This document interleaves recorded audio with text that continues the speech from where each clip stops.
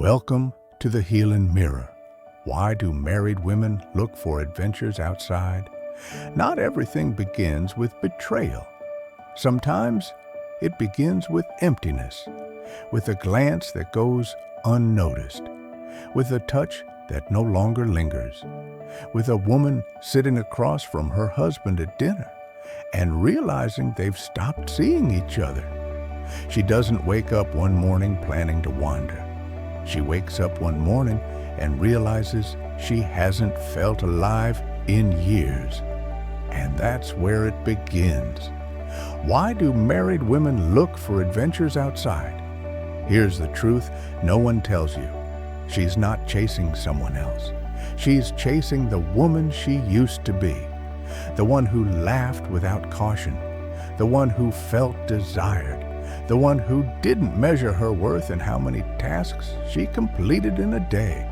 The one who used to dance, not just clean, speak, not just serve, dream, not just manage schedules.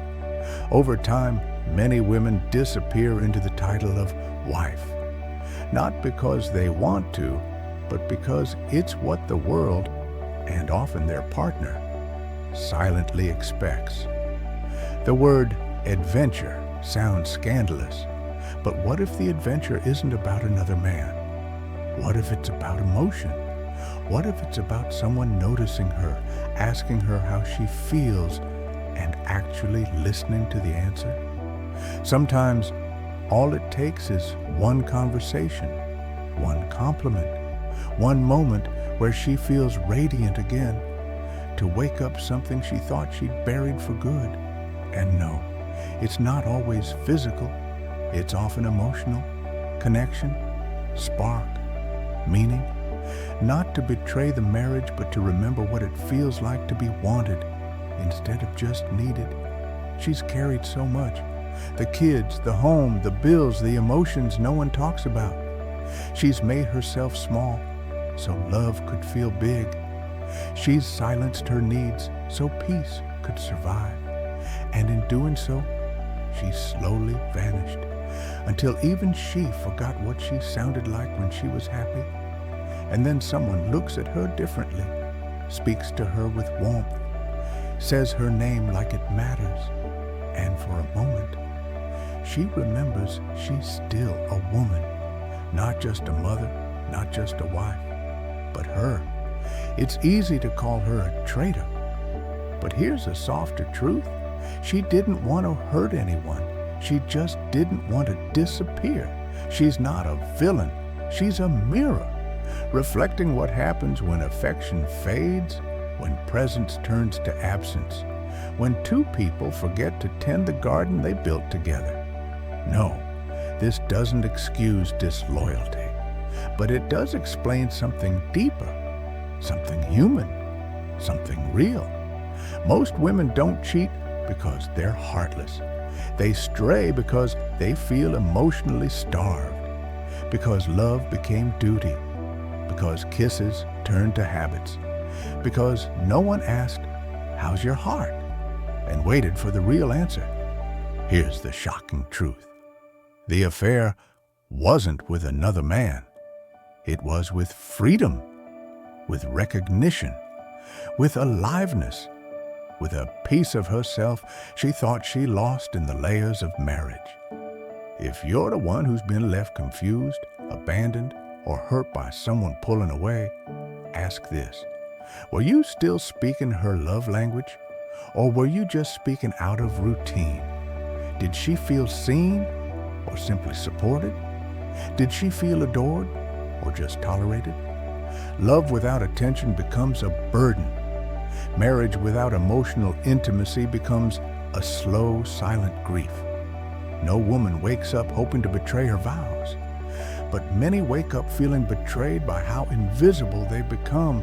This isn't a call to justify, it's a call to understand, to listen, to feel, to remember that adventure sometimes is just a cry for aliveness.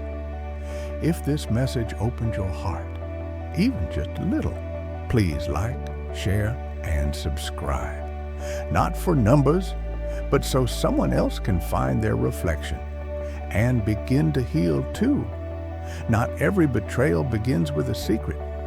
Some begin in plain sight, in the silence between two people who used to share everything. It begins with her sitting quietly beside her husband, wondering when his voice stops sounding like comfort. It begins when she's folding the laundry and realizes no one has asked how she's really doing in weeks, maybe months. It doesn't start with lust. It starts with loneliness. Not the kind you feel when you're alone, but the kind you feel when you're surrounded by people and still feel unseen. Marriage, for many women, is a place of love, but also a place where they slowly forget how to need. They learn how to give, how to care, how to hold the weight of a home on their back and never complain. They become the nurturer, the emotional pillar, the one who remembers everyone's birthdays, doctor appointments, fears. But who remembers hers? Who asks her what she's dreaming about these days? Who sees her beyond her roles? Who notices when her laughter has turned into politeness? Let's be clear about something. Not all married women who feel unseen go looking for someone else, but many begin to look for something, a feeling, a spark, a reminder that they're still alive beneath the routine. And here's the myth that needs to be shattered. She's not chasing forbidden romance. She's chasing the girl she used to be before she became everything for everyone. She doesn't want to destroy what she built. She just wants to feel something again, something real. Too often, marriage becomes an arrangement of tasks. Two people doing life side by side, but not soul to soul.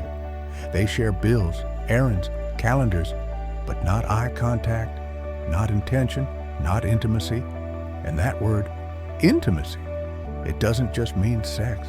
It means touch without an agenda, a compliment without a reason, a conversation that goes deeper than the logistics of tomorrow. She starts to wonder if she's a wife or just a function in a system that once was love. This is where the quiet danger begins, not with a hotel room or a late-night text, but with emotional drift. Maybe a co-worker starts asking how she's really doing. Maybe an old friend starts showing curiosity about her inner world. Maybe someone, somewhere, says her name like it still means something beautiful. And suddenly, she realizes how starved she is for being seen. This is not about cheating, it's about awakening, about the moment she realizes she's been living on emotional crumbs. She didn't want more, she just needed different. She needed presence, not grand gestures, just small moments that say, I still see you, I still choose you. You're not invisible in this house. But years of being the one who gives without ever being poured into can leave even the strongest woman hollow. And when that hollowness becomes too loud to ignore, she starts seeking something that doesn't feel like betrayal, but feels like breath. What many people fail to understand is that a woman stepping outside of her marriage emotionally is not always about rebellion. It's about survival. Because when you give everything to someone for years and they stop meeting you there, you begin to wonder if love is supposed to feel this lonely. She's not a villain. She's a mirror, a reflection of every unspoken need, every unmet emotional hunger, every time she said, I'm fine, but wasn't. She doesn't want to break hearts. She just doesn't want to break down anymore. The shocking truth is that most women who wander, emotionally or physically, still love their partner, but they feel like strangers in their own marriage. They feel like ghosts, present, helpful, supportive, but emotionally abandoned. They don't want to leave the marriage. They want to leave the version of themselves that gave and gave until there was nothing left to give. If you're the partner she left or the one she emotionally drifted from, you're allowed to feel hurt, but you're also invited to look deeper. Did she feel emotionally safe with you? Did she feel adored or just appreciated? Did she feel chosen or just responsible? Many women stay loyal far longer than they feel loved. They hope, they beg, they go quiet, they pray you'll notice. But when silence becomes the answer to every need, they start asking different questions of themselves and of the world. This is not a video about excusing betrayal.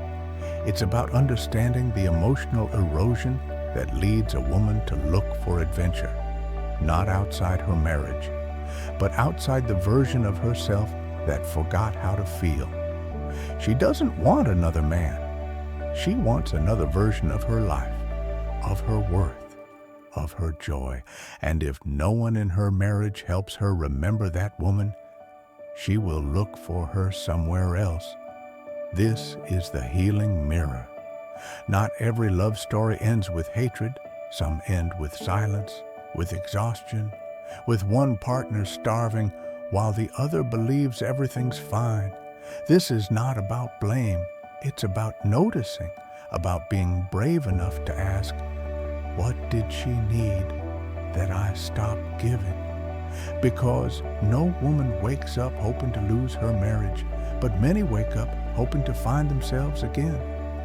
If this message helped you feel even a little, please like, share, and subscribe so more hearts can reflect, more pain can be spoken, and more people can finally begin to heal. This is the healing mirror.